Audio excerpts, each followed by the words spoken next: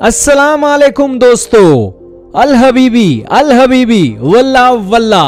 यही चल रहा है इन दिनों सऊदी अरब के अंदर, क्योंकि सऊदी अरब ने मोर्चा छेड़ दिया है इजराइल के खिलाफ। सऊदी के प्रिंस आज मोहम्मद बिन सलमान आते हैं और सऊदी अरब के अंदर अरब देशों का एक समिट बुलाते हैं और 57 इस्लामिक देशों का एक एक लीडर, चाहे प्रधानमंत्री हो, राष्ट्रपति हो या फिर किंग हो, आज सऊदी अरब के अंदर मीटिंग कर रहा है और तस्वीरें आपके सामने चल रही हैं। ये तस्वीरें इजराइल को संदेश हैं कि इजराइल वालों, तुमने गलती कर दी है और अब इजराइल के खिलाफ मोर्चा मुस्लिम देश छेड़ने वाले हैं। दोस्तों, सऊदी अरब के प्रिंस आते हैं और इस समिट की आगाज करते हैं, लेकिन इस समिट के आगाज से पहले ईरान का एक बहुत आश्चर्यजनक रवैया देखने को मिला। आपके सामने तस्वीरें चल रही हैं ईरान के राष्ट्रपति की, जो सऊदी के एयरपोर्ट पर जब पहुंचे तो उनके गले के अंदर फलस्तीनियों का एक साफा था और इस एक साफे के चलते वो संदेश दे रहे थे कि फिलिस्तीन के लोगों, आज भी ईरान आपके साथ है और पूरे इस्लामिक देश आज आपकी सपोर्ट में है और इजराइल के खिलाफ वॉर क्राइम का एक मोर्चा सेट किया जाएगा।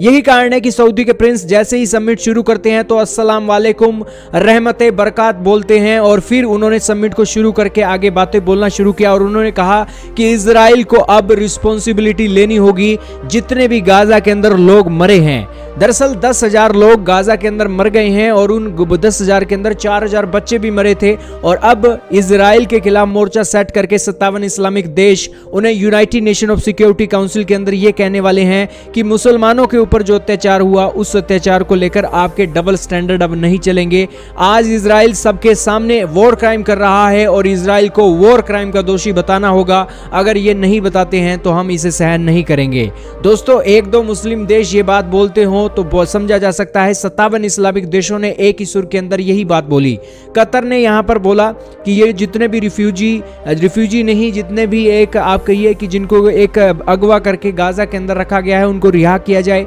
एक